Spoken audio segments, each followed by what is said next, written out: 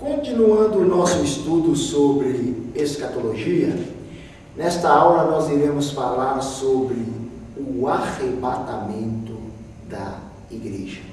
Aliás, este é o título da nossa aula, o arrebatamento da igreja. Ou seja, a gloriosa esperança que a igreja tem de um dia sair deste mundo e ir ao encontro do próprio Senhor Jesus Cristo nos ares. E assim, no dizer do apóstolo Paulo, nós estaremos sempre com o Senhor. Na aula passada, nós falamos sobre a certeza da volta de Cristo.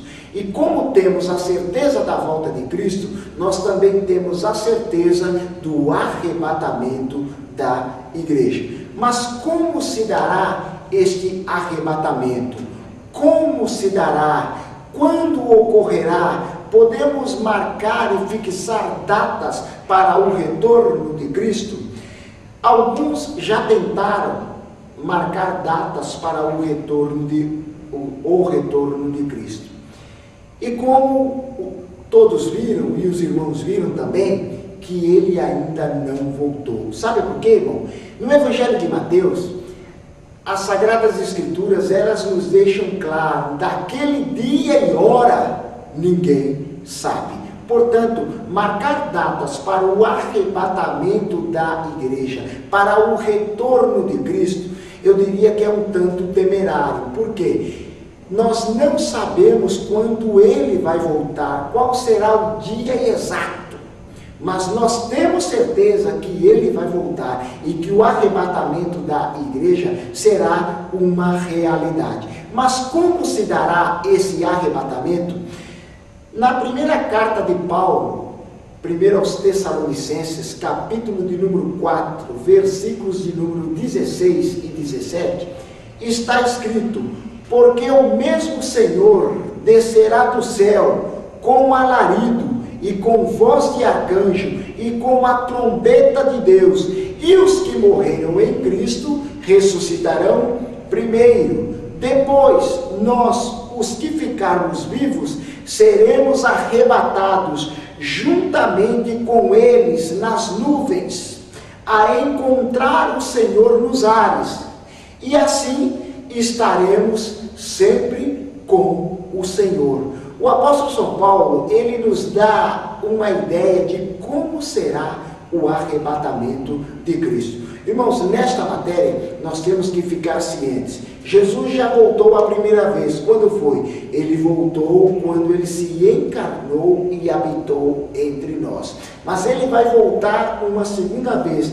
E na primeira vez, ele veio, nasceu de uma virgem, humilde em uma manjedoura, foi crucificado, foi escarnecido, foi cuspido. Mas na sua volta, ele vai descer com todo o poder e com toda a glória. Portanto, o apóstolo São Paulo, ele nos deixa claro, em Tessalonicenses capítulo 4, a partir do verso 16, por quê? Porque o mesmo Senhor descerá do céu com alarido, e com voz de arcanjo, e com a trombeta de Deus. Então, esses três elementos que fazem parte da volta de Cristo, o mesmo Senhor, ou seja, o mesmo Senhor que desceu da primeira vez, ele há de descer uma segunda vez para buscar o seu povo. Mas ele desce diferente. Ele desce como? Ele desce primeiro com alarido. Haverá um grande clamor, um grande barulho, porque os que ficarem aqui vão perceber que um povo desapareceu.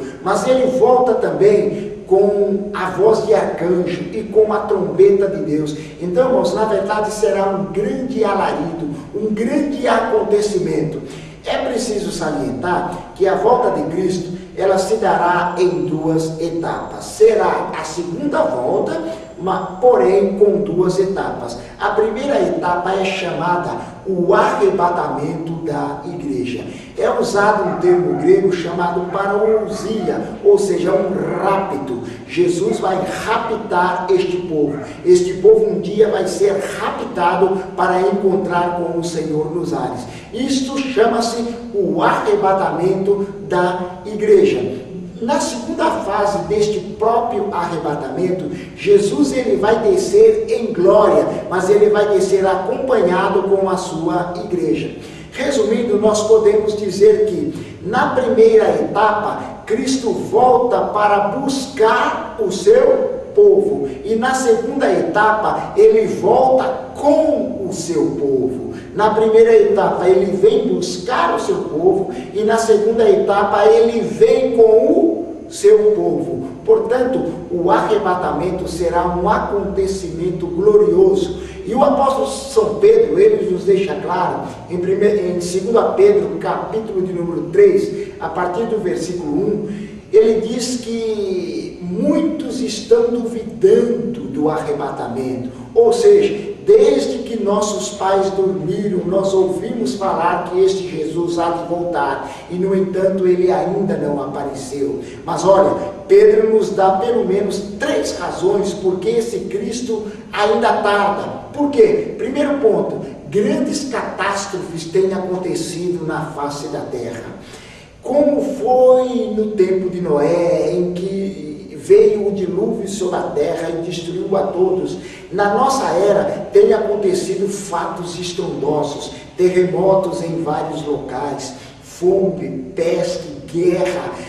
O homem sofre hoje com medo de uma guerra atômica, ele fica desesperado, preocupado com o futuro. Mas olha, amados, não se preocupe, porque este Jesus que foi, ele há de voltar. E o arrebatamento da igreja é um dos sinais claros de que a promessa de Cristo, ela vai se cumprir. Portanto, o arrebatamento será um fato glorioso. Nós não sabemos quando vai acontecer, a data exatamente, mas nós temos certeza que este fato irá se concretizar. Ele vai voltar, no dizer de Paulo, nós não sabemos a hora, o momento exato, mas nós sabemos que ele vai voltar, e ele vai voltar com poder e grande glória. E o arrebatamento, irmãos, ele se dará da seguinte forma: Cristo vem até as nuvens, o Espírito Santo vai nos levar ao encontro do Senhor nos ares, e nessa primeira etapa da volta de Cristo,